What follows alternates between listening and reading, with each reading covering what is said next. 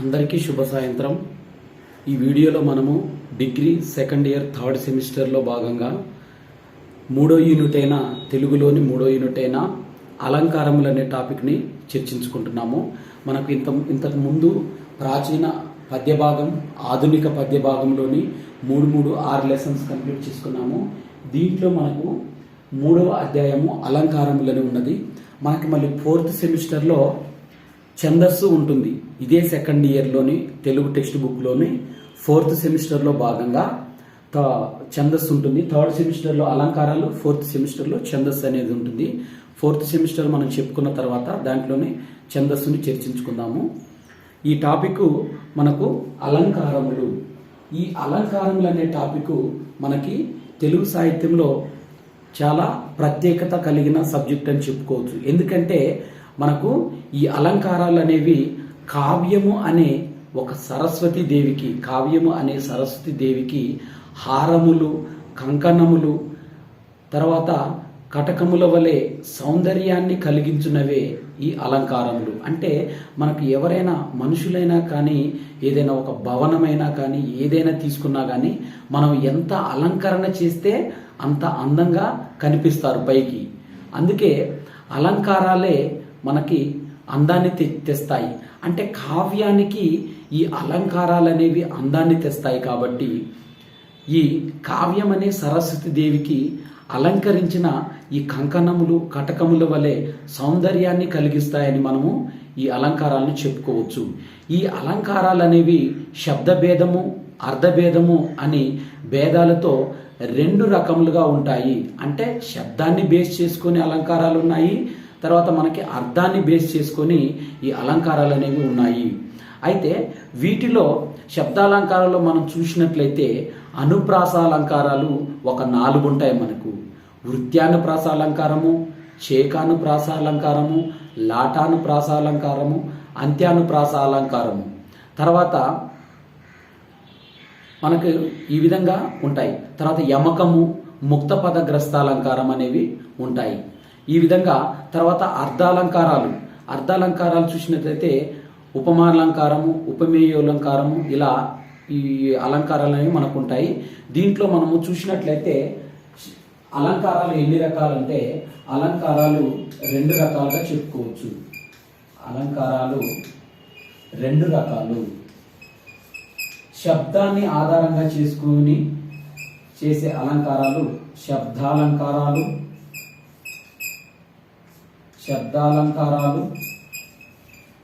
అర్ధాలంకారాలు. శబ్దాలంకారాలు, అర్ధాలంకారాలు. ముందుగా మనము శబ్దాలంకారాలను చూసినట్లయితే వృత్యానుప్రాసాలంకారము, వృత్యానుప్రాసాలంకారము,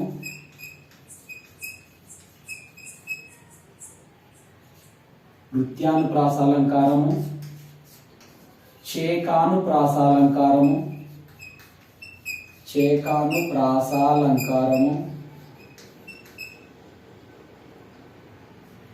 లాటానుప్రాసాలంకారం,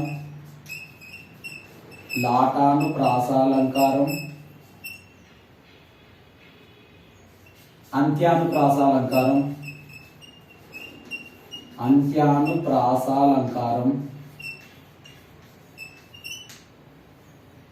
యమకము. మనకు డిగ్రీ బుక్లో యమకం వరకే ఇచ్చాడు. తర్వాత మనకి ఈ శబ్దాలంకారాల్లో ఇంకొకటి ఉంటుంది, ముక్త పదగ్రస్తాలంకారం.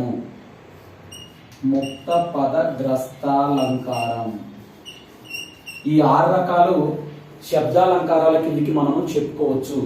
వృత్యానుప్రాసాలంకారం, చేకానుప్రాసాలంకారం, లాటానుప్రాసాలంకారం, అంత్యానుప్రాసాలంకారం, యమకము, ముక్తపదగ్రస్తాలంకారము. తర్వాత మనము చూసినట్లయితే దీంట్లో అర్ధాలంకారాలు సెకండ్వి, 2వి అర్ధాలంకారాలు. ఈ అర్ధాలంకారాల్లో మనకు ఉపమాలంకారము, ఉత్ప్రేక్షాలంకారము, రూపకాలంకారము, ఉల్లేఖాలంకారము, వీటితో పాటు ఇంకా మనకు అర్ధాంతర న్యాసాలంకారము, శ్లేషాలంకారము, దృష్టాంతాలంకారము, విరోధ భాషాలంకారము, వ్యాజస్తుతి అలంకారము, స్వభావోక్తి అలంకారము. ఇంతవరకు మనకు అర్ధాలంకారాల్లో ఇచ్చారు. వీటిలో మనము చూసినట్లయితే ఒకసారి బోర్డు పైన రాసుకుందాము ఈ అలంకారాలు. వృత్యానుప్రాసము, చేకానుప్రాసము, లాటానుప్రాసము, అంత్యానుప్రాసము, యమకము, ముక్తప్రదగ్రస్త అలంకారం. ఈ 6 అలంకారాలను శబ్దాలంకారం అంటారు. అర్ధాలంకారంలో మనం చూసినట్లయితే ఒకటి ఉపమాలంకారము, ఉపమాలంకారం, ఉత్ప్రేక్షాలంకారము,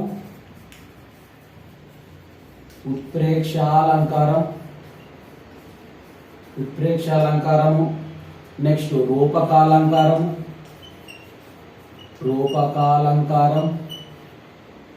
నెక్స్ట్ ఉల్లేఖాలంకారం,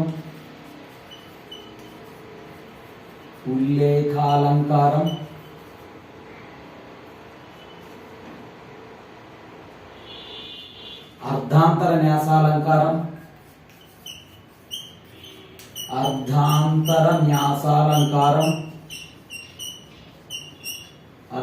న్యాసాలంకారం, సిక్స్త్ది శ్లేష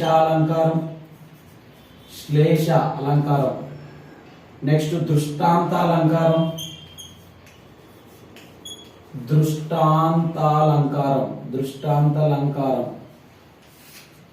నెక్స్ట్ చూసినట్లయితే విరోధాభాస అలంకారం. నెక్స్ట్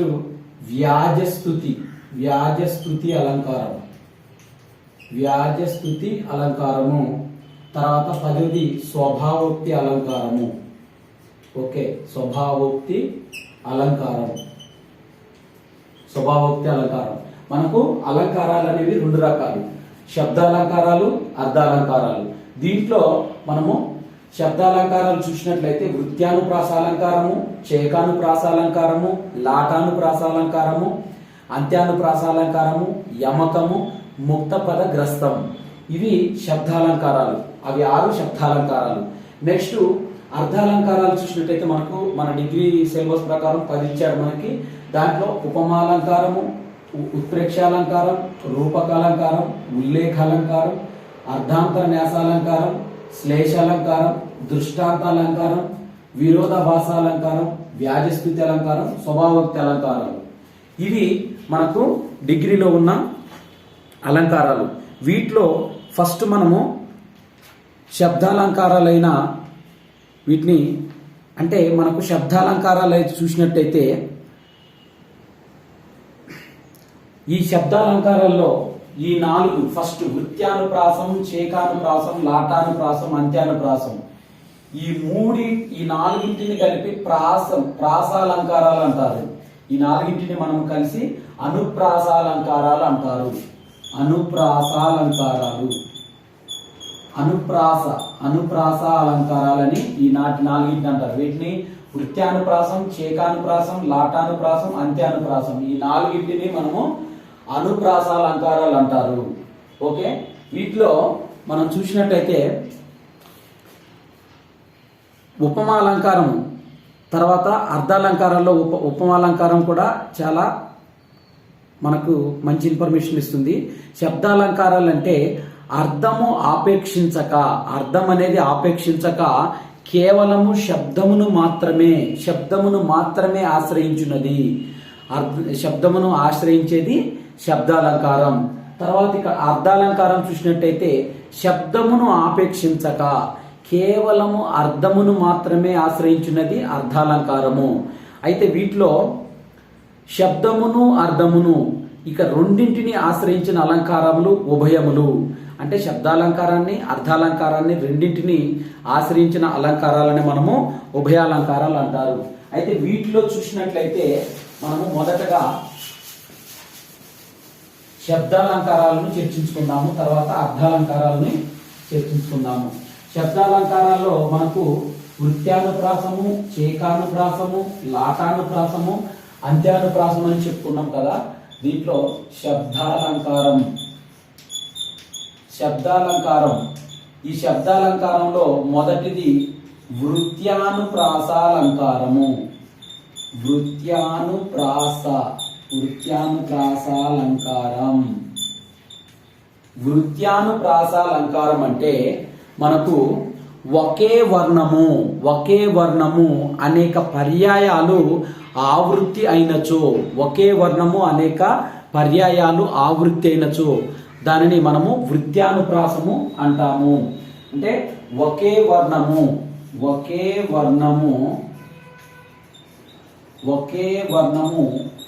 అనేక సార్లు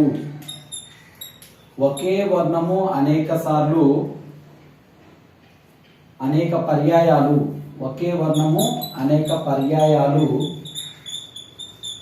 ఆవృత్తి అయినచో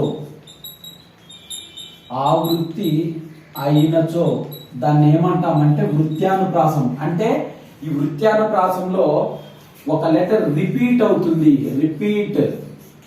ఒకే లెటరు ఒకే హల్లుకు సంబంధించినవి అవి రిపీట్ అవుతాయి. అంటే ఒకే వర్ణము అనేక పర్యాయాలు ఆవృత్తి అయినచో ఆ అలంకారాన్ని ఏమంటామంటే మనము వృత్యానుప్రాస అలంకారం అంటాము.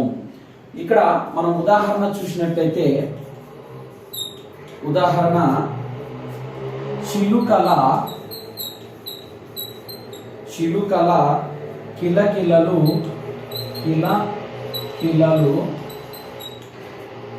లయాత్మకంగా ఉన్నాయి. చిలుకల కిలకిలలు లయాత్మకంగా ఉన్నాయి. చిలుకల కిలకిలలు లయాత్మకంగా ఉన్నాయి. రెండో చూసినట్లయితే విష్ణురో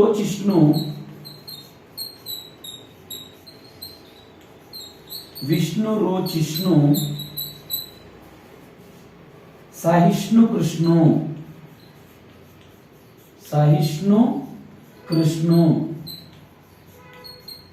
దీంట్లో చూసినట్టయితే ఒకే వర్ణము అనేక పర్యాయాలు ఆవృత్తి అయితే దాన్ని ఏమంటామంటే వృత్యానుప్రాసాలంకారం అంటారు. ఇక్కడ చూసినట్లయితే చిలుకల లాకి కొమ్మిస్తే లు, ఇక్కడ లా, ఇక్కడ లా, ఇక్కడ లు, లా. ఇక్కడ చిలుకల కిలకిలలు లయాత్మకంగా ఉన్నాయి. అంటే ఇక్కడ ఒకే వర్ణం ఏమైంది, అనేక పర్యాయాలు ఆవృత్తి అయింది. ఇక్కడ దీంట్లో సెకండ్ దాంట్లో చూసినట్లయితే విష్ణు రోచిష్ణు సహిష్ణు కృష్ణు. దీంట్లో ఇష్ణు అనేది ఒకే వర్ణం అనేక మార్లు మనకు రిపీట్ అయింది. అందుకే దీన్ని రిపీట్ అని గుర్తుపెట్టుకోవాలి. వృత్యానుప్రాసంలో ఒక హల్లు లేదా ఒక వర్ణము అనేక సార్లు రిపీట్ అవుతుంది. రిపీట్ అయితే అనేక వర్ణములు అనేక పర్యాయాలు ఆవృత్తి అయినచో దాన్ని వృత్యానుప్రాసాలంకారము అంటారు. తర్వాత సెకండ్ది చేకానుప్రాసము. వృత్యానుప్రాసం తర్వాత సెకండ్ది చేకానుప్రాసాలంకారము.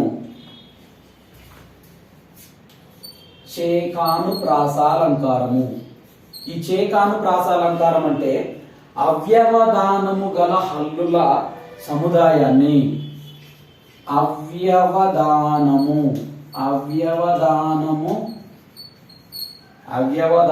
గల హల్లుల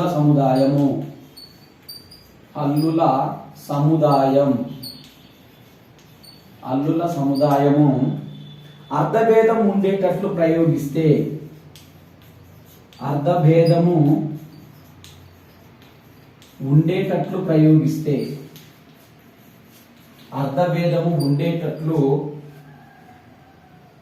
ప్రయోగిస్తే అది చేకానుప్రాసం అంటాము.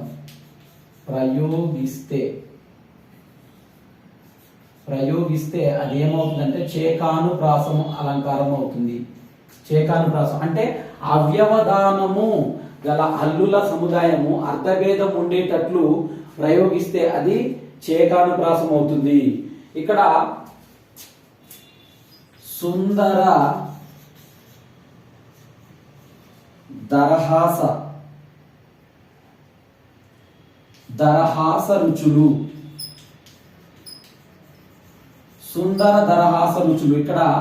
ఇక్కడ ఈ ధర, ఇక్కడ ఈ ధర చూడండి. సుందర దరహాస రుచులని, ఇందులో ధర అనేది రెండు హల్లులు అవ్యవధానంగా ఆవృత్తిగా వచ్చాయి.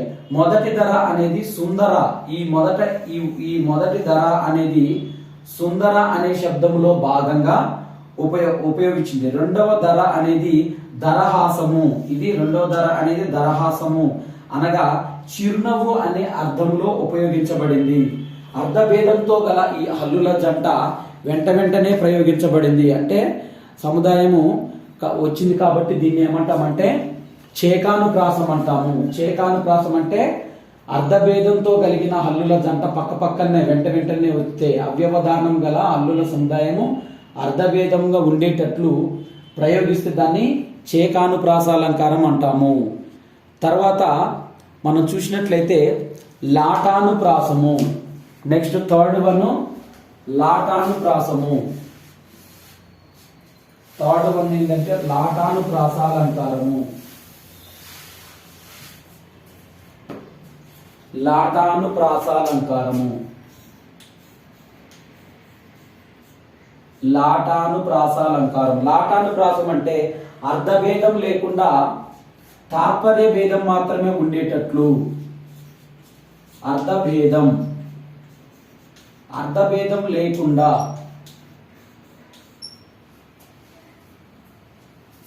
తాత్పర్య భేదం మాత్రమే ఉండేటట్లు. తాత్పర్య భేదం, అర్ధభేదం లేకుండా తాత్పర్య భేదం మాత్రమే ఉండేటట్లు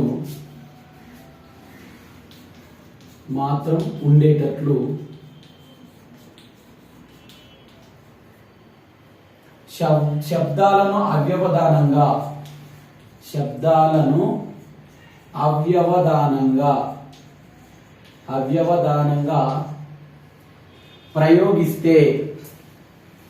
అవ్యవధానంగా ప్రయోగిస్తే అదేమవుతుందంటే లాటానుప్రాసం అవుతుంది. ప్రయోగిస్తే లాటానుప్రాసం. ఇక్కడ మనం చూసినట్లయితే దానికంటే ముందుది చేకానుప్రాసం. చూడండి, చేకానుప్రాసంలో చేకం అంటే ఏంటిది? జంట. చేకం అంటే జంట. అంటే ఒకే అర్ధభేదంతో కలిగిన రెండు హల్లుల జంట అంటే చేకము. అందుకే దానికి చేకానుప్రాసం అని వచ్చింది.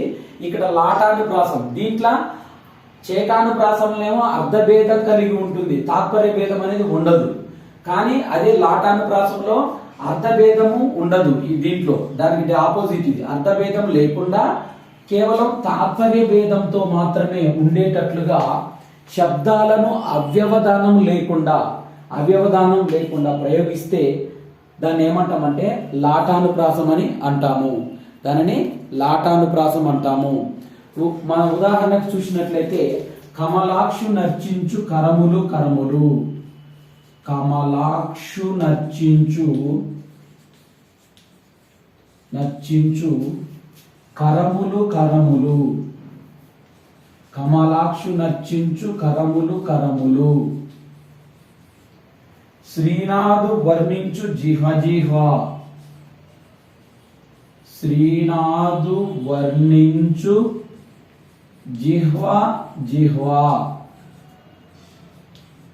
అంటే ఇక్కడ కమలాక్షు నర్చించు అంటే విష్ణుమూర్తిని కొలిసే చేతులే. కరములు అంటే చేతులు.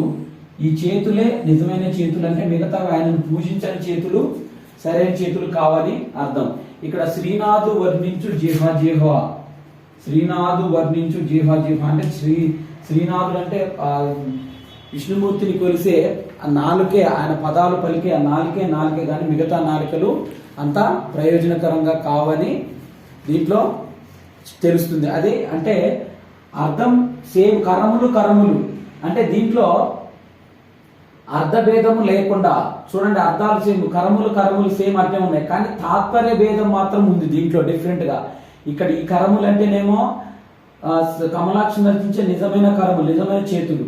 ఆ కరములు అంటేనేమో నిష్ప్రయోజనం అయ్యి. శ్రీనాథుని వర్ణించే జిహ్వ అంటే శ్రీనాథుని కొలిసే జిహ్వ, అది మాత్రమే నిజమైన జిహ్వ, మిగతావి కావని అర్థము. తర్వాత శబ్దాలంకారాల్లో ఇక నాలుగోది అంత్యానుప్రాసము.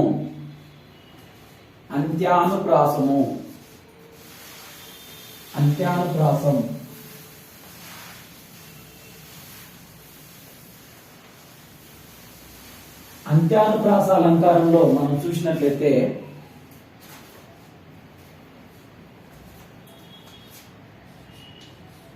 అంత్యానుప్రాసాలంకారము అంటే ప్రతి పాదం చివర ఒకే అక్షరం కానీ ప్రతి పాదం చివర ఒకే అక్షరం కానీ ప్రతి పాదం చివర ఒకే అక్షరం కానీ అక్షర సముదాయం కానీ ఉండేటట్లు అక్షర సముదాయం కానీ ఉండేటట్లు అక్షర సముదాయం కానీ ఉండేటట్లు అక్షర సముదాయం కానీ ఉండేటట్లు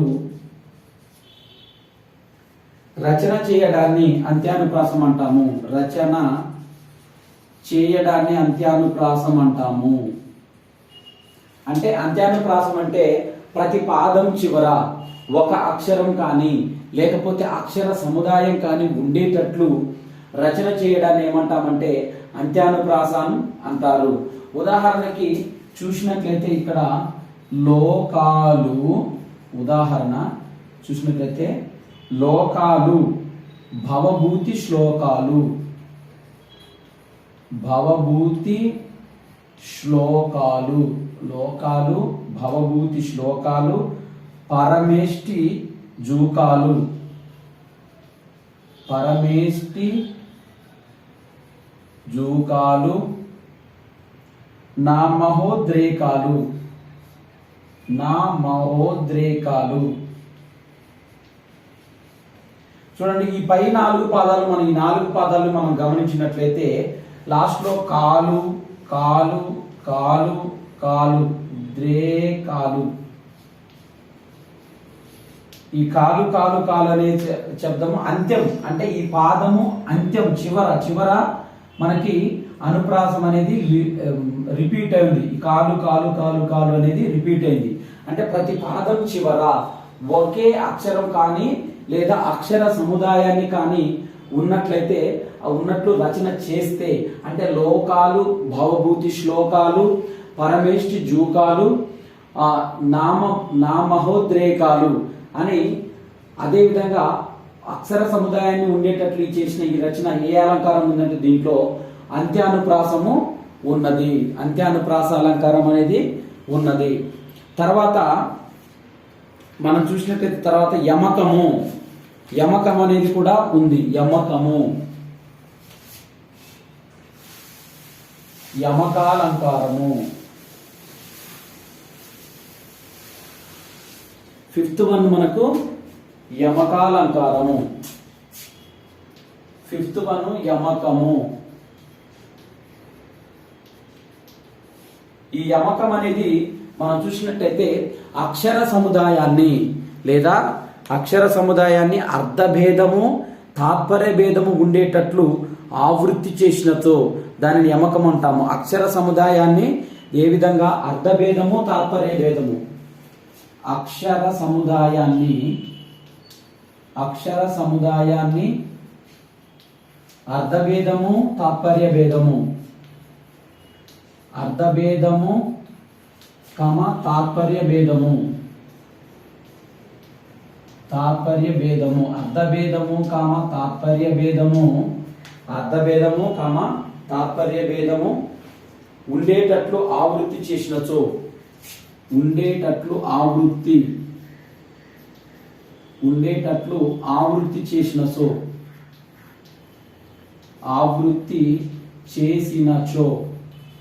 ఆవృత్తి చేసినచో అదేమవుతుందంటే యమకం అవుతుంది. యమకము ఆవృత్తి చేసినచో యమకం అవుతుంది. అంటే అక్షర సముదాయాన్ని లేదా అర్థభేదము తాత్పర్య భేదమును ఉండేటట్లు ఆవృత్తి చేసినచో అదేమవుతుందంటే యమకాలంకారం అవుతుంది. దీంట్లో మనం ఉదాహరణ చూసినట్లయితే లేమా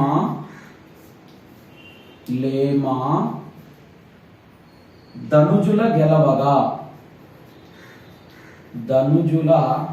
గెలవగా లేమా నీవేల కడగి నీవేల కడగి లేచితి విటురా, లేచితి విటురా, లేచితి విటురా, లేమాను, లేమాను మానునేనిన్, మానవేనిన్, మానవేనిన్, లేమా విల్లంది కొనుము, విల్లంది కొనుము,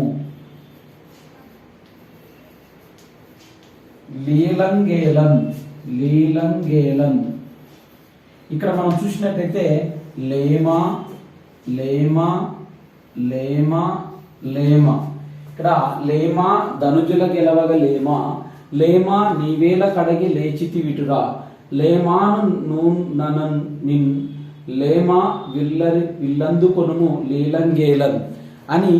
దీంట్లో ఈ ఉదాహరణలో లేమా అనే శబ్దము అర్ధభేదముతో పద్యపాదంలో 4 సార్లు ప్రయోగించబడింది. ఇందులో మొదటి లేమా మనం చూసినట్లయితే దీంట్లో మొదటి లేమా అనే దానికి అర్థము స్త్రీ అని అర్థము. తర్వాత ఈ ప్రశ్నలో భాగంగా వాడబడింది. ఇది మనకు యమకం అంటే అక్షర సముదాయాన్ని అర్ధభేదంతో లేదా తాత్పర్య భేదం లేకుండా ఉండేటట్లుగా ఆవృత్తి చేసినతో అది యమకాలంకారము. తర్వాత మనము 6వది చూసినట్టయితే ముక్త పద గ్రస్తాలంకారము. 6వది ముక్త పద గ్రస్తాలంకారము.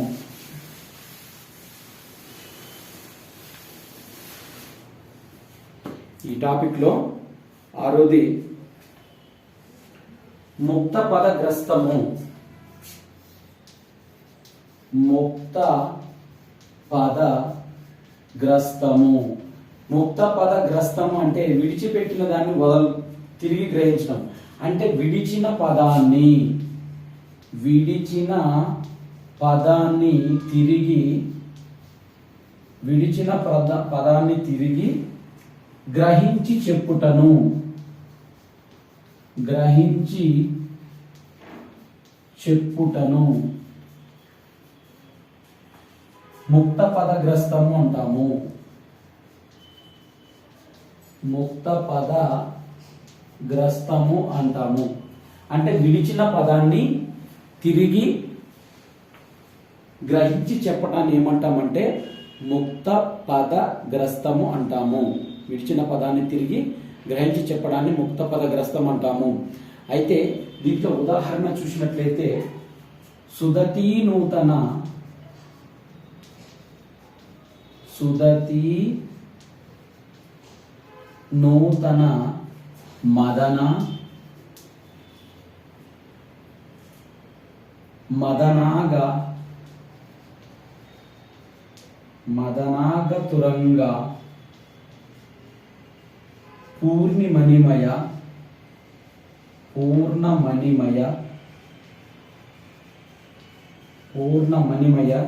సదన, పూర్ణమణిమయ సదన,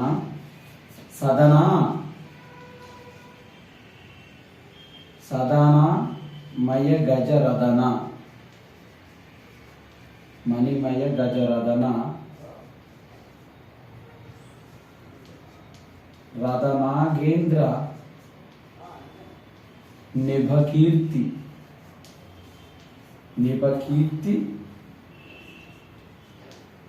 రస నరసింహ.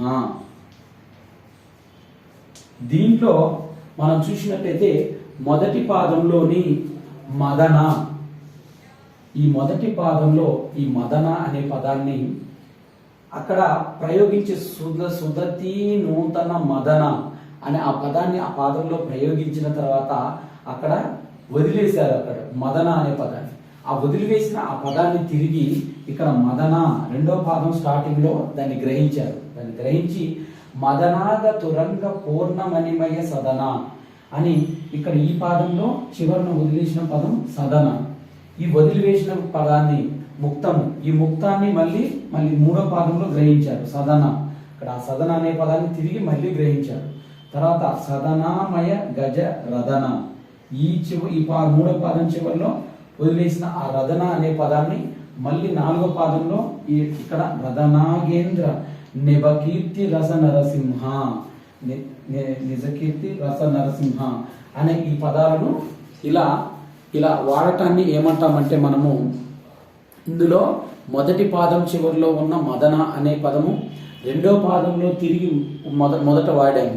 తర్వాత ఇక్కడ రెండో పాదం చివరిలో ఆ సదన అనే పదాన్ని మళ్ళీ మూడో పాదం మొదట్లో ఈ సదన అనే పదాన్ని వాడాము.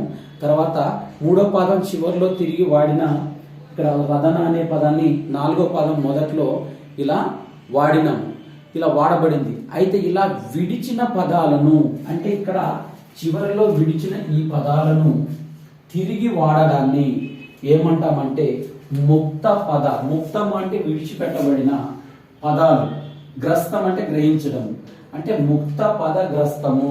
ముక్త పదగ్రస్త అలంకారం అంటే ఆ రచనలో మనము ఆ పాదం యొక్క చివరిలో ఉపయోగించిన పదాలను, అక్కడ విడిచిపెట్టిన పదాలను తిరిగి గ్రహించి వాటితోనే పద్యపాదం స్టార్ట్ చేసినట్లయితే వాటిని ముక్త పదగ్రస్త అలంకారాలు అంటారు. ఇవి శబ్దాలంకారాలు. తర్వాత మనము చూసినట్లయితే అర్ధాలంకారాలు. నెక్స్ట్ అర్ధాలంకారాలు.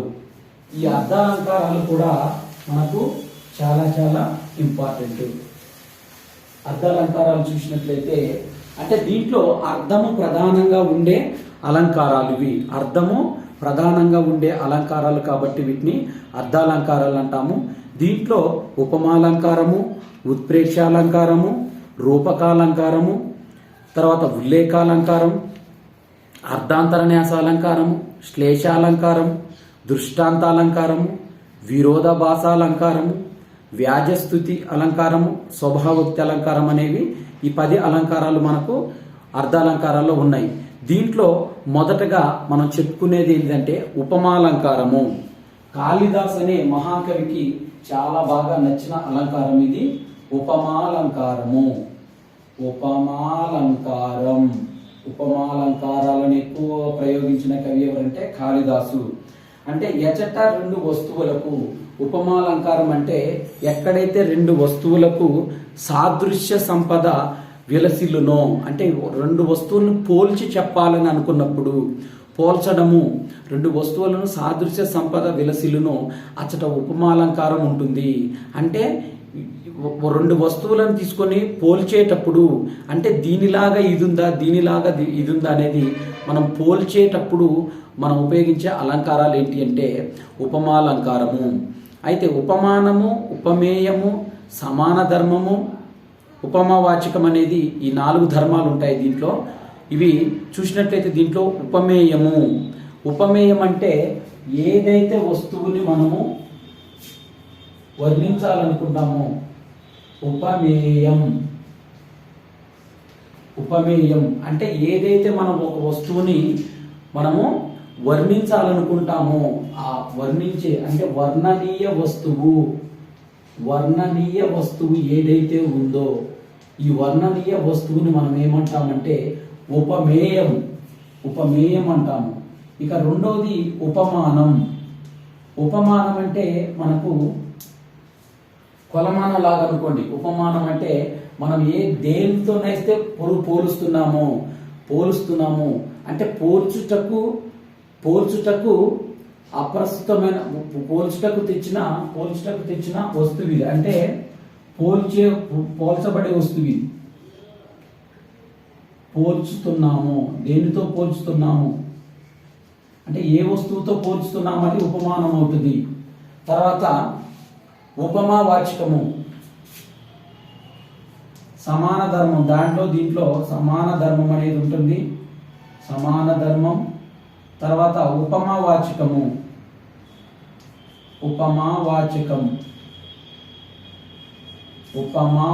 అనేది ఉంటాయి. అంటే ఉపమేయము, ఉపమానము, సమాన ధర్మము, తర్వాత ఉపమావాచకం అనేది ఇవి దీంట్లో ఉంటాయి. అంటే ఉపమేయం అంటే మనము ఏదైతే వర్ణనీయ వస్తువు, ఏ వస్తువుని వర్ణించదలుచుకున్నామో ఆ వస్తువు ఉపమేయం అవుతుంది. ఏ వస్తువుతో పోల్చాలనుకుంటున్నామో ఆ పోల్చాలనుకోవడానికి తీసుకున్న వస్తువుని మనం ఉపమానం అంటాము. సమాన ధర్మం అంటే రెండింటిలో సమాన ధర్మం అనేది ఉండాలి.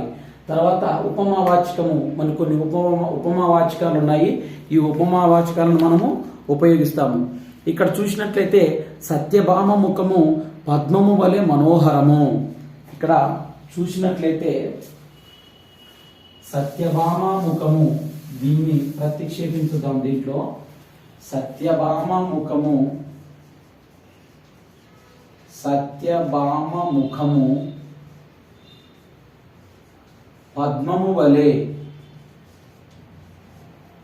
పద్మము వలె, సత్యభామ ముఖము పద్మము వలె మనోహరము, పద్మము వలె మనోహరము, మనోహరము. ఇక్కడ చూసినట్లయితే ఉపమేయం ఏమవుతుంది? సత్యభామ ముఖము. ఇప్పుడు మనం ఏ వస్తువునైతే పోల్చుతున్నామో ఆ వస్తువు ఉపమేయం అవుతుంది. ఇక్కడ సత్యభామ ఉపమేయం ఏమవుతుందంటే సత్యభామ ముఖము, సత్యభామ ముఖము ఏమవుతుందంటే ఉపమేయం అవుతుంది. సత్యభామ ముఖము ఉపమేయము. తర్వాత ఉపమానం ఏమవుతుంది? పద్మము. ఉపమానము పద్మము అవుతుంది. సమాన ధర్మం ఏంటిది? ఇప్పుడు పద్మము ఎలా ఉంది? మనోహరంగా ఉంది. అదేవిధంగా సత్యభామ ముఖం కూడా ఏ విధంగా ఉంది? మనోహరంగా ఉంది. సో దీంట్లో మనకు సమాన ధర్మం ఏమవుతుందంటే మనోహరత్వము. సమాన ధర్మం ఏమవుతుందంటే మనోహరత్వము. మనోహరత్వము అంటే దీంట్లో మనం చూసినట్లయితే పద్మము కూడా చూడడానికి మనోహరంగా ఉంది. ఇక్కడ సత్యభామ ముఖం కూడా మనోహరంగా ఉంది. ఇక్కడ దీంట్లో ఉపమా వాచకము, మనకి ఇక్కడ ఉపమామ వాచకం అంటే వలె. ఎవరి వలె? సత్యభామ ముఖము పద్మము వలె మెరిసిపోతుంది. ఉపమా వాచకం అనేది లేకపోతే ఆ పూర్తి సెంటెన్స్ అనేది మనకు మీనింగ్ఫుల్ గా ఉండదు. సత్యభామ ముఖము పద్మము మనోహరం అవుతుంది. సో వలె అనేది ఉండటం వల్లనే మనకు అది అర్థవంతంగా ఉంది. అంటే ఉపమాలంకారంలో ఉపమేయాన్ని ఉపమానంతో పోల్చి చెప్పితే, ఉపమేయాన్ని ఉపమానంతో పోల్చి చెప్పినట్లయితే దాన్ని ఉపమాలంకారం అంటారు. దీంట్లో ఉండాల్సిన 4 ఏంటి అంటే ఉపమేయం, మనం ఏ వస్తువునైతే పోలుస్తున్నామో దాన్ని ఉపమేయం అంటాము. ఏ వస్తువుతోనైతే పోలుస్తున్నామో దాన్ని ఉపమానం అంటాము. ఉపమానం అంటే కొలమానం, ఏ వస్తువుతో అనుకొని అట్లా గుర్తుపెట్టుకోండి. తర్వాత సమాన ధర్మం అంటే ఉపమేయంలో ఉపమానంలో రెండింటిలో సమానమైన ధర్మం ఏది ఉంటుందో అది సమాన ధర్మం అవుతుంది. ఉపమావాచకం అంటే వలె, ఇలాంటి పదాలను మనము దీంట్లో వాడతాము. తర్వాత చూసినట్లయితే ఉపమాలంకారం తర్వాత ఉత్ప్రేక్షాలంకారము. ఉపమాలంకారం తర్వాత ఉత్ప్రేక్షాలంకారము. రెండో అలంకారము ఉత్ప్రేక్షాలంకారము. ఉత్ప్రేక్షాలంకారం, ఉత్ప్రేక్షాలంకారం. ఉత్ప్రేక్ష, ఉత్ప్రేక్ష అనగానే మనకు ఊహ అంటే ఊహించడము. అంటే ఉపమాలంకారంలో ఏంటంటే రెండింటిని పోల్చి ఒకదానిని ఒకదానితో పోల్చడం, కంపేర్ చేయటం. కానీ ఉత్ప్రేక్షాలంకారంలో ఏంటంటే ఊహించడం, ఊహ ప్రధానంగా ఉంటుంది. ఊహించడం, జస్ట్ ఇమాజినైజేషన్ చేసుకోవడం, ఇది ఈ విధంగా ఉండొచ్చు అని. దాంట్లోనేమో రెండింటికి పోల్చడం, దాంట్లో డిఫరెన్స్ ఏమన్నా ఉన్నాయో వాటిని పోల్చటం. చూసినట్టు ఉత్ప్రేక్షాలంకారం, ఉత్ప్రేక్ష అనగానే మనకు అర్థం ఏంటంటే ఊహ అంటే ఊహించటం. అంటే ఉపమానము యొక్క గుణము, క్రియ మొదలైన వాని సంబంధమే ఉపమేయమును ఉపమానంగా ఊహించటము. అంటే మనం ఉపమానం యొక్క గుణము క్రియలను, ఉపమానం యొక్క ఏదైతే మనం పోల్చాలనుకుంటున్నామో ఉపమానం యొక్క గుణము క్రియ, ఉపమానం యొక్క గుణము క్రియలను, ఉపమానం యొక్క గుణము క్రియలను వాని సంబంధమునే మనం ఏమంటామంటే ఉపమేయమును ఉపమానంగా ఊహించడానికి దాన్ని ఏమంటామంటే ఉత్ప్రేక్షాలంకారం అంటాము. ఇక్కడ సత్యభామ నేత్రములు చెంగలువ దళములలా యున్నట్లున్నవి. అంటే సత్యభామ నేత్రములు చెంగలువ దళములా ఉన్నవి. సత్యభామ నేత్రములు, సత్యభామ నేత్రములు చెంగల్వ దళములులా, చెంగల్వ దళములుగా ఉన్నాయి. అయితే సత్యభామ నేత్రములు ఇలా ఎక్కడున్నాయంటే చెంగల్వ దళముల్లాగా ఉన్నాయి. సత్యభామ నేత్రములు చెంగల్వ దళముల్లా ఉన్నట్లున్నవి. అంటే దీంట్లో సమన్వయం మనం చూసినట్టయితే ఇందులో సత్యభామ నేత్రములు అనేవి ఉపమేయమును, చెంగల్వ దళములు అనేవి ఉపమానం. ఎవరివి ఇక్కడ ఉపమేయ ఉపమానం చూసినట్లయితే ఇక్కడ ఉపమేయం ఏంటిది? సత్యభామ నేత్రములు. ఈ సత్యభామ నేత్రములు అనేవి ఉపమేయం. చెంగల్వ దళములు, ఈ చెంగల్వ దళములు అనేవి ఉపమానం. చెంగల్వ దళములు ఉపమానం. ఈ చెంగల్వ దళములు అనేవి ఉపమానంగా ఉన్నాయి. ఇక ఊహించబడింది అంటే ఈ సత్యభామ నేత్రములు చెంగల్వ దళముల్లా ఉన్నాయని ఊహించబడింది. కాబట్టి ఇది ఉత్ప్రేక్ష అలంకారం. అంటే ఊహించారు, అంటే ఈ విధంగా సత్యభామ నేత్రములు సేము చెంగల్వ దళముల్లాగా, చెంగల్వ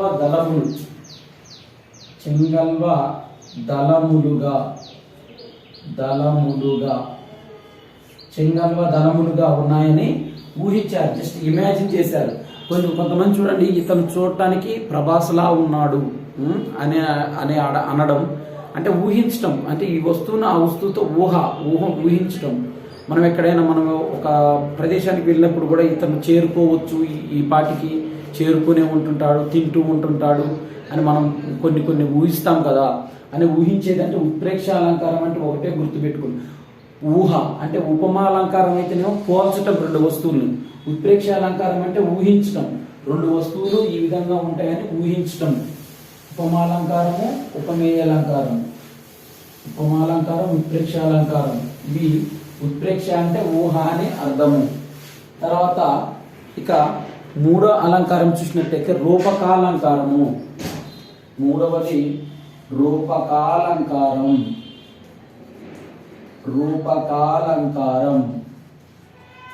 ఇక్కడ ఈ రూపకాలంకారం మనం చూసినట్లయితే ఉపమేయమునందు ఉపమాన ధర్మాన్ని ఆరోపించి చెప్పినట్లయితే, ఉపమేయమందు ఉపమాన ధర్మాన్ని ఆరోపించి చెప్పినట్లయితే అది రూపకాలంకారం అవుతుంది.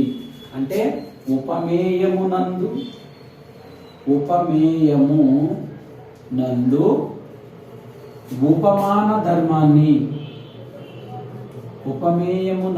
ఉపమాన ధర్మాన్ని ఆరోపించి చెప్పినట్లయితే, అది ఏమవుతుందంటే ఆరోపించి చెప్పినట్లయితే అది ఏమవుతుందంటే రూపకం అవుతుంది.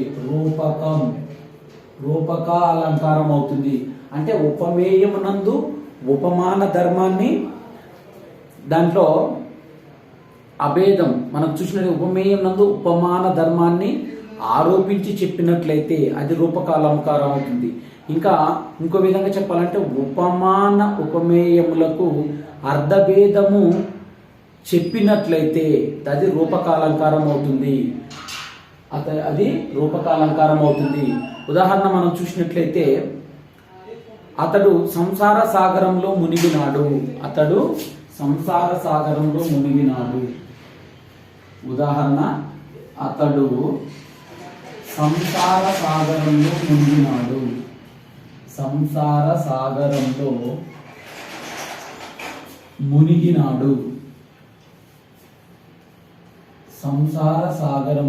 మునిగినాడు. ఇక్కడ మనం గమనించినట్లయితే ఈ ఉదాహరణ ఉపమేయమైన సంసారము. అంటే ఇక్కడ దీంట్లో సంసారం అనేది ఏంటిది? మనకి ఉపమేయం. ఈ ఉపమేయాన్ని దేనిలో ఆరోపించాడు? సాగరంతో ఆరోపించాడు. సో సాగరం అనేది ఏమవుతుంది? ఉపమానం అవుతుంది సాగరం అనేది. అంటే ఉపమేయం యొక్క ధర్మాన్ని ఉపమానంలో ఆరోపించి చెప్పినట్లయితే దాన్ని ఏమంటామంటే రూపకాలంకారం అని అంటాము. అయితే దీంట్లో ఉపమేయమైన సంసారమును, దీంట్లో ఉపమేయం ఏంటిది? సంసారం అనే వర్డ్ అనేది ఉపమేయం. నెక్స్ట్ ఉపమానం ఏంటిది? సాగరం. అంటే ఈ ఉపమేయం అని సంసారం అనే ఉపమేయం యొక్క ధర్మాన్ని సాగరంలో అంటే ఉపమానమైన సాగరంలో దీన్ని పోల్చి చెప్పాడు. అంటే దీంట్లో ఆరోపించి చెప్పబడింది. ఆరోపించి చెప్పినట్లయితే ఇదేమంటామంటే ఇక్కడ ఆరోపించబడింది కాబట్టి ఇది రూపకాలంకారము. దీన్ని ఉపమేయమైన సంసారాన్ని ఉపమానమైన సాగరంలో ఆరోపించి చెప్పాడు. ఆరోపించాడు. దీంట్లో ఆరోపించడం అంటే కాబట్టి ఇది ఏ అలంకారమైందంటే రూపకాలంకారము. ఇది రూపకాలంకారం అయింది. అంటే ఉపమేయం యొక్క ధర్మాన్ని ఉపమానమైన ధర్మానికి ఆరోపించి చెప్పినట్లయితే ఆ అలంకారం ఏమవుతుందంటే రూపకాలంకారం అవుతుంది. ఇక అర్ధాలంకారంలో 4వ అలంకారము ఉల్లేఖాలంకారము. ఉల్లేఖాలంకారము ఉల్లేఖాలంకారం ఉల్లేఖాలంకారం అంటే చూసినట్లయితే మనము పెక్కు ధర్మములు గల వస్తువును ఆయా ధర్మములను అనుసరించి పలువురు పలు రీతులుగా తలంచుట లేదా ఒక్కడే అనేక రీతులుగా ఉల్లోకించుటనే ఉల్లేఖాలంకారం అంటారు. అంటే పెక్కు ధర్మములు గల వస్తువును ఆయా ధర్మములను అనుసరించి పలువురు పలు రీతులుగా తలంచుట లేదా ఒక్కడే అనేక రీతులుగా ఉల్లేఖించుట, దీన్ని ఉల్లేఖాలంకారం అని అంటాము.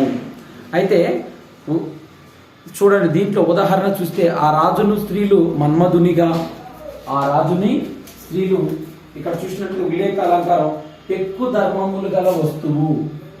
ఇక్కడ పెక్కు ధర్మములు గల వస్తువు, పెక్కు ధర్మములు గల వస్తువు, పెక్కు ధర్మములు గల వస్తువు.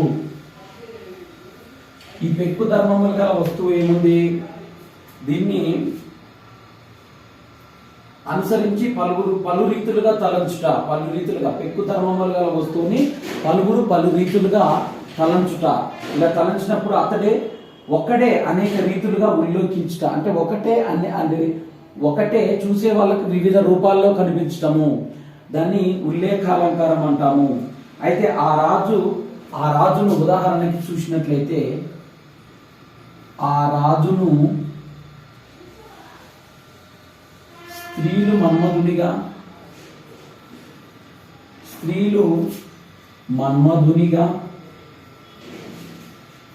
ఆ రాజుని స్త్రీలు మన్మధునిగా యాచకులు కల్పవృక్షముగా తలచిరి. యాచకులు కల్పవృక్షముగా తలచిరి. ఇక్కడ ఉన్నది వస్తువు ఒక్కటే, వృక్షముగా తలచిరి. ఇక్కడ పెక్కు ధర్మములైన గల వస్తువు ఒకటే. దీంట్లో ఎవరు? రాజు. ఈ రాజు ఒక్కొక్కరు ఉన్నది రాజు ఒక్కడే కానీ మనకు అదే స్త్రీలకు ఏ విధంగా కనపడుతున్నాడు? అతను మన్మధుడిలా కనపడుతున్నాడు. అదే ఇతను ఇదే రాజు ధర్మం చేసినప్పుడు యాచకులకు ఎలా ఒక కల్పవృక్షంలా కనిపిస్తున్నాడు.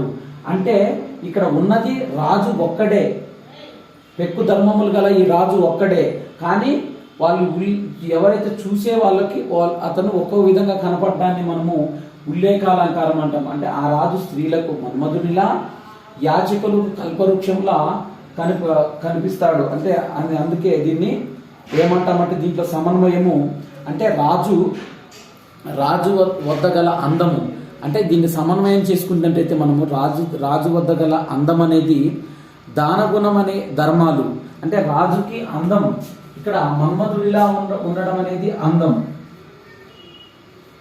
ఈ అందం వల్ల స్త్రీలకు అతను ఏ విధంగా కనపడుతున్నాడంటే మనం సమన్వయం చేసుకున్నట్లయితే స్త్రీలకు ఈ రాజు అందం వల్ల స్త్రీలకు మన్మధుడిలా కనిపిస్తున్నాడు.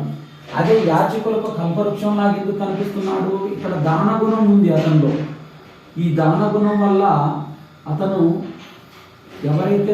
ఎవరైతే యాచకులు ఉన్నారో ఈ యాచకులు ఈ యాచకుల కంటికి అతను ఏ విధంగా కల్పవృక్షంలా కనిపిస్తున్నాడు అంటే ఇక్కడ ఉన్న వస్తువు ఎవరు? రాజు. రాజు ఒక్కడే.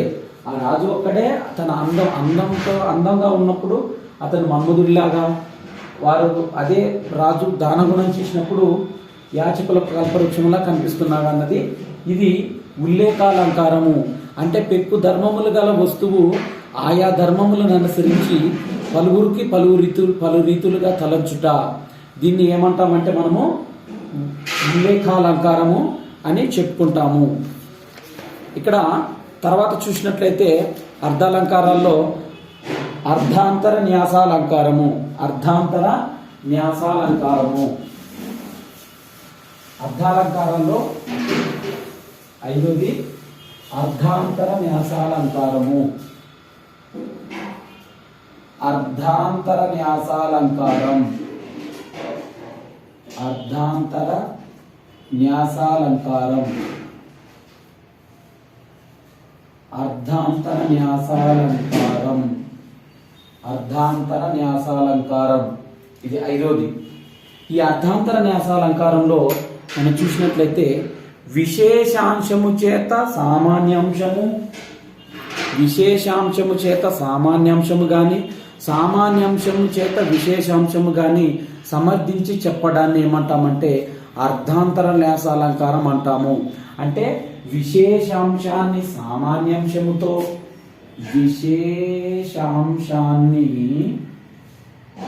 విశేషాంశాన్ని సామాన్యాంశం చేత, సామాన్యాంశం చేత, సామాన్యాంశాన్ని విశేషాంశం చేత, సామాన్యాంశాన్ని విశేషాంశం చేత, విశేషాంశము చేత, విశేషాంశాన్ని సామాన్యాంశం చేత, సామాన్యాంశాన్ని విశేషాంశం చేత గాని సమర్థించి చెప్పడాన్ని, ఇక్కడ సమర్థించి చెప్పడాన్ని మనం ఏమంటామంటే అర్ధాంతర న్యాసాలంకారం అంటారు. అర్ధాంతర న్యాసాలంకారం అంటారు. అంటే విశేషాంశాన్ని సామాన్యాంశం చేత, సామాన్యాంశాన్ని విశేషాంశం చేత సమర్థించి చెప్పినట్లయితే ఆ అలంకారాన్ని ఏమంటామంటే అర్ధాంతర న్యాసాలంకారం అంటారు. ఇక్కడ ఉదాహరణ మనం చూసినట్లయితే హనుమంతుడు సముద్రమును దాటెను. ఉదాహరణకి హనుమంతుడు సముద్రమును దాటెను. హనుమంతుడు సముద్రమును లంఘించనన్నా దాటెనన్నా ఒకటే. హనుమంతుడు సముద్రమును దాటెను. హనుమంతుడు సముద్రమును దాటెను.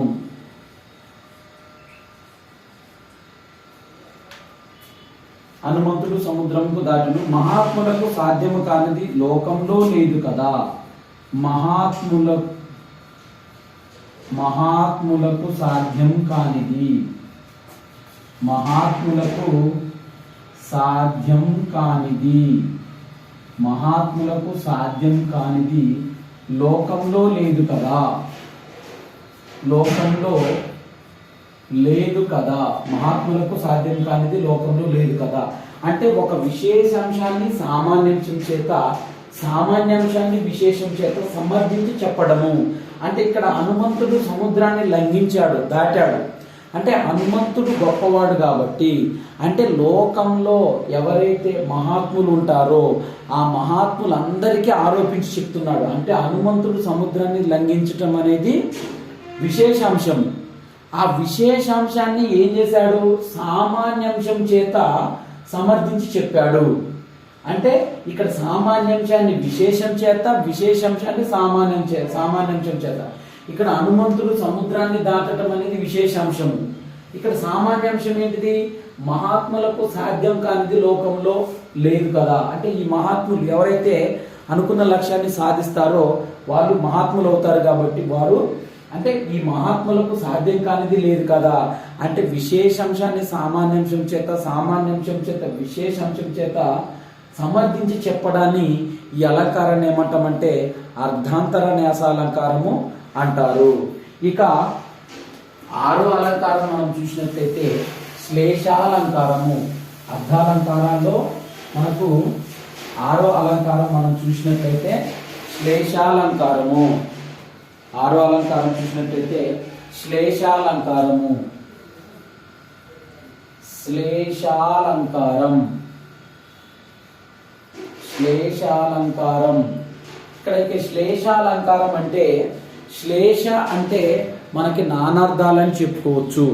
ఇక్కడ చూడండి, అనేక అర్థములు కల శబ్దములను ఉపయోగించి చెప్పినట్లయితే అది శ్లేషాలంకారం అవుతుంది.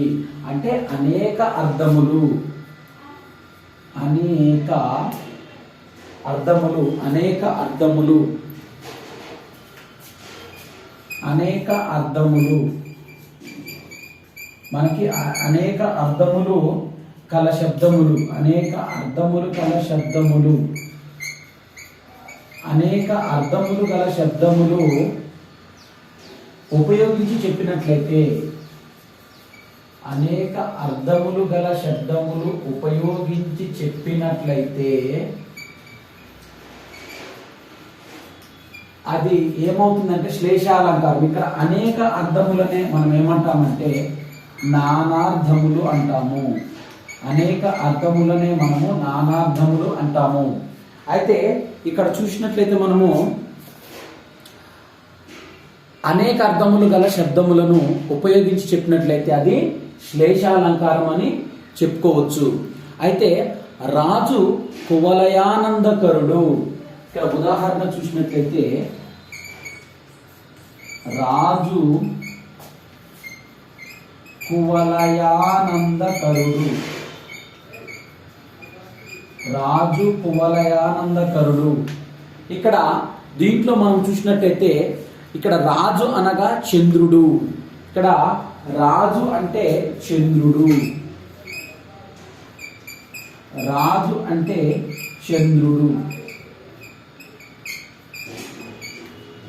ఓకే, రాజు అంటే చంద్రుడు. ప్రభువు అంటే 2 అర్థాలు ఉన్నాయి. రాజు అంటే చంద్రుడు అని వస్తుంది, తర్వాత ప్రభువు అనే అర్థం కూడా వస్తుంది. ఓకే, రాజు, చంద్రుడు, ప్రభువు అనే 2 అర్థాలు. కువలయం అనగా కలువ పువ్వులు, భూమి. కువలయం.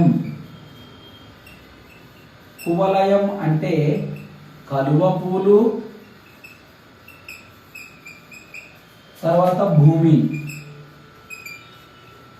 అంటే ఇక్కడ రాజు, రాజు అంటే చంద్రుడు, చంద్రుడు లేదా ప్రభువు. అయితే ఇతను కువలయానందకరుడు. కలువ పూలు అనే అర్థం వస్తుంది, కువలయం అంటే భూమి అనే అర్థం వస్తుంది. అంటే ఈ చంద్రుడి మనకి సూర్యుని కిరణాలు తాకి వికసించేవేమో తామర పూలు, చంద్రుని కిరణాలని తాకి వికసించేవేమో కలువ పూలు. కాబట్టి సూర్యుని మన చంద్రుని కిరణాలను సోకి ఈ కలువ పూలు అనేవి వికసించి ఆనందాన్ని పొందుతాయి. కాబట్టి అదేవిధంగా ఇక్కడ ఈ చంద్రుడు కూడా తన చల్లని వెన్నెలతోని భూమికి ఆనందాన్ని కలిగిస్తాడు. చంద్రుడు అనే రాజు ఈ భూమికి తన దివ్యమైన కాంతులతో ప్రభువు భూమండలం, ఇప్పుడు మనకి ఏదైతే ఈ రాజు ప్రభువు, ఈ ప్రభువు పరిపాలిస్తున్నప్పుడు భూమండలం అంతా చాలా సంతోషంగా ఉంటుంది. అంటే ఇక్కడ రాజు అనగా చంద్రుడు, ప్రభు అనే 2 అర్థాలు, తర్వాత కువలయం అనగా కలువ పువ్వులు, భూమి అనే 2 అర్థాలు వస్తాయి. తర్వాత చంద్రుడు కలువ పువ్వులకు ఆనందాన్ని కలిగింపజేస్తాడు. అదే ప్రభువు, ఈ ప్రభువు ఏం చేస్తాడు, భూమండలమును సంతోషంని కలిగిస్తాడు అనే 2 అర్థాలు వచ్చాయి. కాబట్టి ఇది శ్లేషాలంకారము. అంటే శ్లేషాలంకారంలో మనకు 2 అర్థాలు కలిగిన పదాలను ఉపయోగించినట్లయితే మనకి ఇది శ్లేషాలంకారము, శ్లేషాలంకారం అవుతుంది. ఇక 7వ అలంకారం చూసినట్లయితే దృష్టాంతాలంకారము. 7వ అలంకారము దృష్టాంతాలంకారం. దృష్టాంతాలంకారం. దృష్టాంతాలంకారము. ఈ దృష్టాంతాలంకారం అంటే ఉపమేయ ఉపమాన వాక్యాలకు ధర్మములు వేరేనా బింబ ప్రతిబింబ భావముచే నిర్దేశించుటను దృష్టాంతాలంకారమని అంటాము. అంటే ఉపమేయ ఉపమాన వాక్యాలకు ధర్మాలు వేరేనా, ఉపమేయము ఉపమానము, ఉపమేయము ఉపమానం ఈ రెండింటికి ధర్మాలు వేరేనా, ఉపమేయము ఉపమానము ధర్మాలు వేరేనా, వీటికి ఉపమేయానికి ఉపమానానికి ధర్మాలు వేరేనా బింబ ప్రతిబింబ భావముచే నిర్దేశించటము. ధర్మాలు వేరేనా బింబ ప్రతిబింబ భావముచే ప్రతిబింబ భావముచే ప్రతిబింబ భావముచే నిర్దేశించటము. నిర్దేశించటాన్ని ఏమంటామంటే దృష్టాంతాలంకారము అంటాము. అంటే ఉపమేయము ఉపమానము ఈ రెండింటి యొక్క ధర్మాలు వేరేనా బింబ ప్రతిబింబ భావముచే మనము నిర్దేశించినట్లయితే దాన్ని ఏమంటామంటే దృష్టాంతాలంకారం అంటాము. దృష్టాంతాలంకారం ఉదాహరణకి రాజా ఈ లోకమున నీవే కీర్తిమంతుడవు చంద్రుడే కాంతిమంతుడు. ఇక్కడ ఉదాహరణ చూసినట్లయితే రాజా ఈ లోకమున నీవే కీర్తిమంతుడవు, ఈ లోకమున నీవే కీర్తిమంతుడవు, ఈ లోకమున నీవే కీర్తిమంతుడవు చంద్రుడే కాంతివంతుడు, చంద్రుడే కాంతిమంతుడు.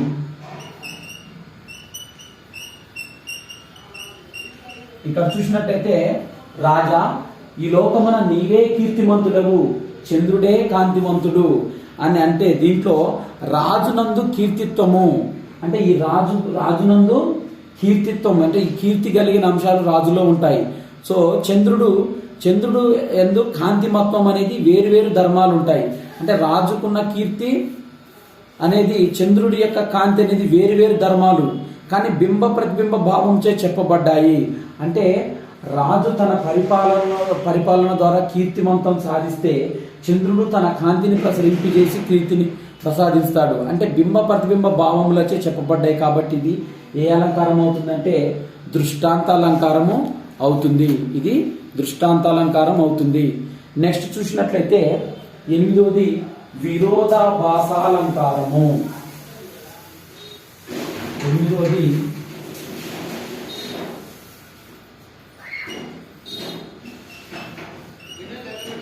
విరోధాభాసాలంకారం. విరోధాభాసాలంకారము 8వది విరోధాభాసాలంకారము. దీంట్లో చూసినట్లయితే రెండు వాక్యములు పైకి విరుద్ధమైన అర్థములు కనబడుతున్న అర్థాంతరములచే విరోధము పరిహరింపబడితే దాన్ని విరోధాభాసాలంకారము అంటారు. మన ఉదాహరణకు మనం ఇక్కడ చూసినట్లయితే ఇక్కడ రెండు వాక్యములు పైకి విరుద్ధమైన అర్థములు కలవిగా కనబడుతున్న రెండు వాక్యములు పైకి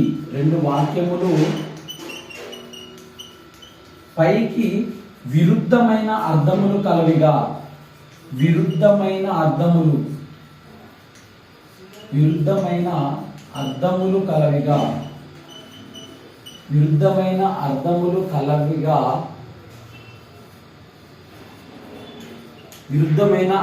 కలవిగా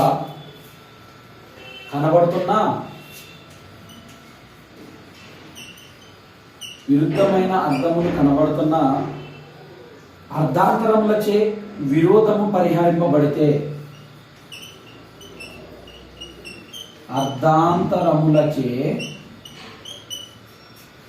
విరోధము పరిహరింపబడితే విరోధము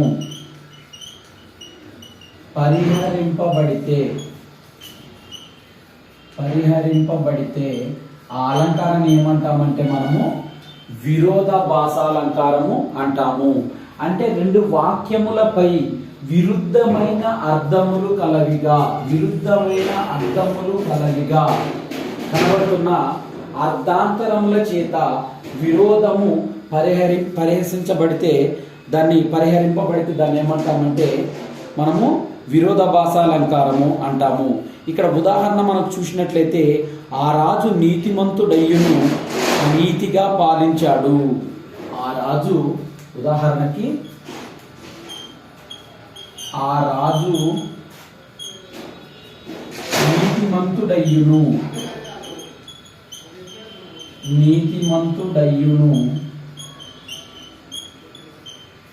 అనీతిగా పాలించాడు.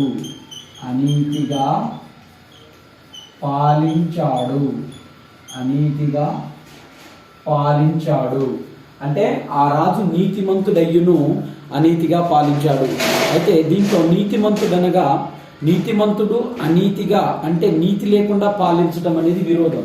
యాక్చువల్గా నీతిమంతుడుగా పాలించడం అనేది పర్ఫెక్ట్ అంశం. కానీ ఎలా పాలిస్తున్నాడు? అనీతిగా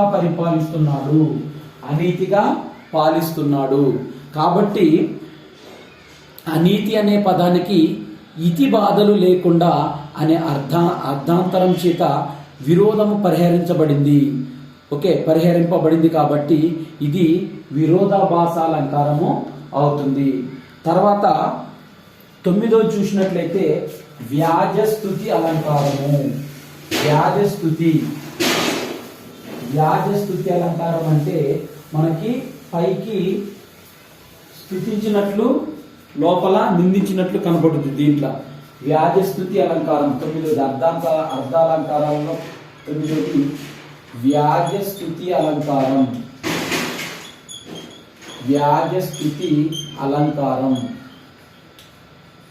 ఈ వ్యాజస్తుతి అలంకారము దీని లక్షణం ఏంటంటే, నింద చేత స్తుతి గాని స్తుతి చేత నింద గాని స్తుతి గాని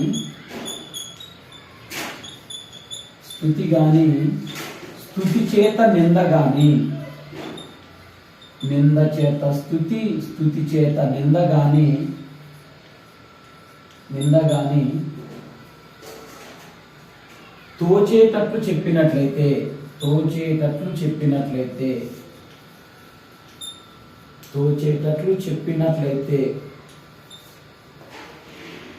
అంటే నింద చేత స్తుతి గాని స్తుతి చేత నింద గాని తోచేటట్లు చెప్పినట్లయితే అది వ్యాజస్తుతి అలంకారం అవుతుంది.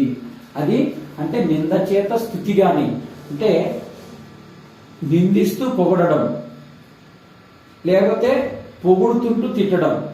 అంటే నింద చేత స్తుతి అంటే ఒకవైపు నిందిస్తూ మళ్ళీ స్తుతి చేయడం, పొగడడం. మరి లేకపోతే స్తుతిస్తూ అంటే పైకి స్తుతిస్తూ లోపల నింద అంటే తిట్టుకోవడం. అంటే నింద చేత స్తుతి గాని స్తుతి చేత నింద గాని తోచేటట్లు చెప్పినట్లయితే ఆ అలంకారాన్ని ఏమంటామంటే వ్యాజస్తుతి అలంకారము. ఇది వ్యాజస్తుతి అలంకారం లక్షణము. అయితే తర్వాత సమన్వయం. మనం ఇక్కడ ఉదాహరణ చూసినట్లయితే, ఓ గంగా పాపాత్ములను సైతము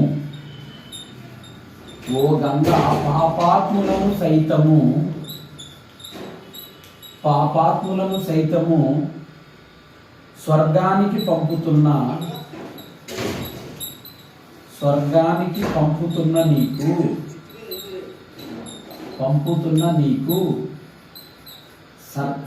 పంపుతున్న నీకు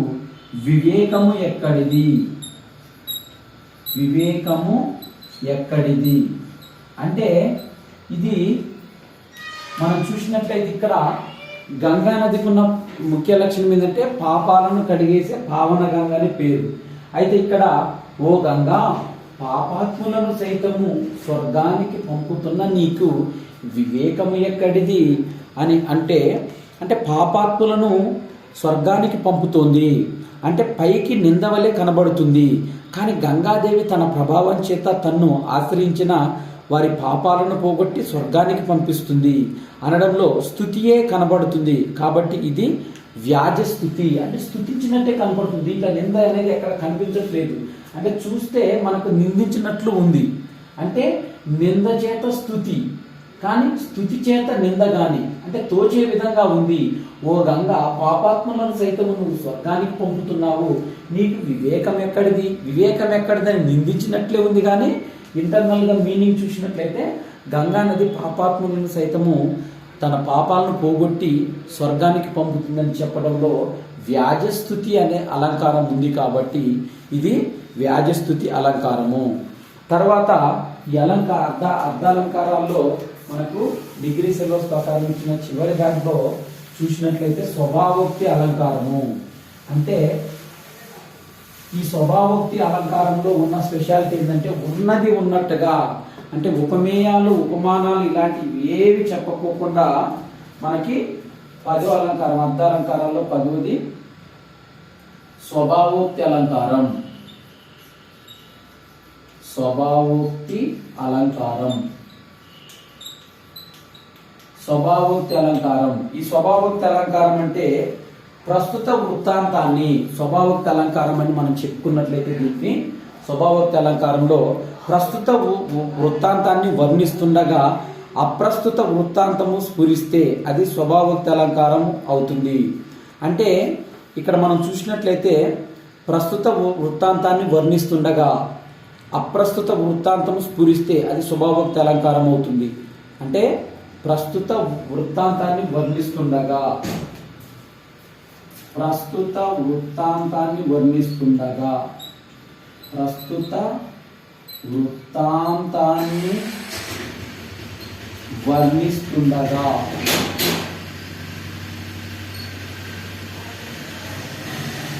ప్రస్తుత వృత్తాంతాన్ని వర్ణిస్తుండగా అప్రస్తుత వృత్తాంతము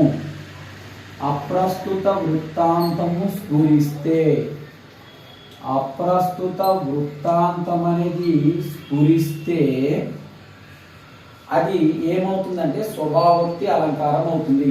అంటే ప్రస్తుత వృత్తాంతాన్ని మనం వర్ణిస్తున్నప్పుడు అప్రస్తుతమైన వృత్తాంతం ఏదైనా స్ఫురిస్తే దాన్ని మనం ఏమంటామంటే స్వభావోక్తి అలంకారము అని అంటారు. దీనికి మనము ఉదాహరణకు చూసినట్లయితే చంద్రుడు రక్తుడై ప్రాచి ముఖము నానుచున్నాడు. ఉదాహరణ చూసినట్లయితే చంద్రుడు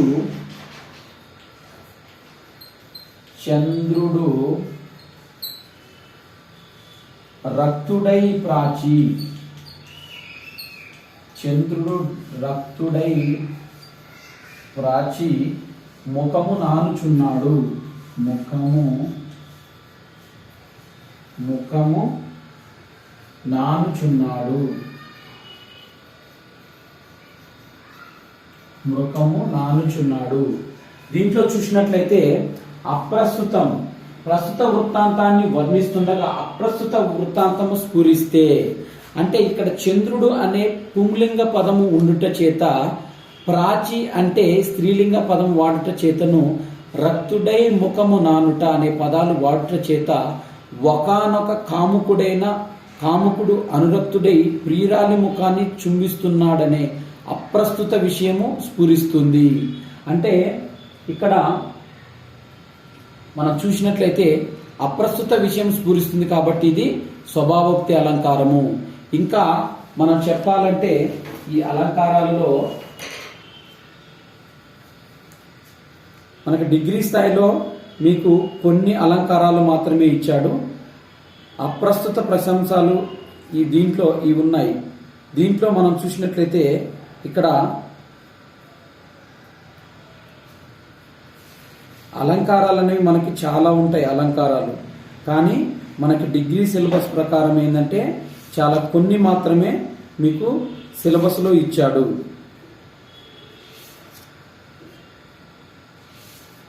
అర్ధాంతర్న్యాసం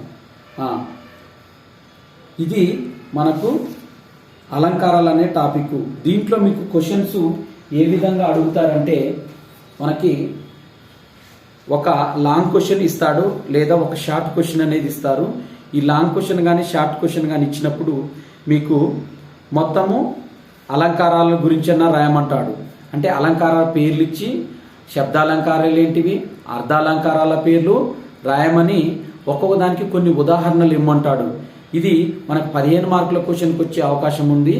తర్వాత కొన్ని యూనివర్సిటీలలో ఇది అడిగితే అర్ధాలంకారాలను అడగొచ్చు, లేకపోతే శబ్దాలంకారాలను అడగొచ్చు, లేకపోతే 2 అలంకారాలు కలిపి అడగవచ్చు. అర్ధాలంకారాలని అడిగినా మీరు సపరేట్గా రాయాలి, లేకపోతే శబ్దాలంకారాలు అడిగినా సపరేట్గా రాయాలి, లేకపోతే 2 అలంకారాలు 2 రకాలను వివరించి ఉదాహరణలతో రాయండి అన్నప్పుడు శబ్దాలంకారాలు, వృత్యానుప్రాస అలంకారం, చేకానుప్రాసం, లాటానుప్రాసం, అంత్యానుప్రాసం, యమకం, ముక్త ప్రదగ్రస్తం ఇవన్నీ రాయాల్సి ఉంటుంది. తర్వాత అర్ధాలంకారాల్లో ఉపమాలంకారం, ఉపమేయాలంకారము, రూపకాలంకారము, స్వభావోక్తి అలంకారము, శ్లేషాలంకారము, ఇవన్నీ ఈ అలంకారాలన్నీ ఒక్కో దాన్ని వాటి డెఫినేషన్ రాస్తూ వాటిని ఉదాహరణలు ఇస్తూ రాసినట్లయితే మీకు 15 మార్కుల క్వశ్చన్కి అడిగే అవకాశాలు ఎక్కువ ఉన్నాయి. కాబట్టి 15 మార్కుల్ని మీరు ఈజీగా పొందగలుగుతారు. ఇది మనకు దీంతో degree second year Telugu third సెమిస్టర్లో మనకిచ్చిన పాఠ్యాంశాలు పూర్తి అయ్యాయి.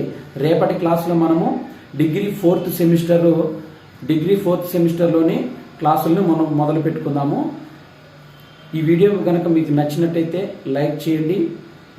ఎవరైతే మీ friends degree third semester Telugu prepare అవుతున్నారో వారికి షేర్ చేయండి. ఈ వీడియో పైన మీకు ఎలాంటైనా సందేహాలు ఉన్నట్టయితే కామెంట్ బాక్స్లో కామెంట్ చేయండి. నా ఛానల్ని సబ్స్క్రైబ్ చేసుకోవడం ద్వారా నేను చేసే నెక్స్ట్ వీడియోలు అనేవి మీకు నోటిఫికేషన్ రూపంలో వస్తాయి. కాబట్టి థ్యాంక్ యూ ఎవ్రీవన్.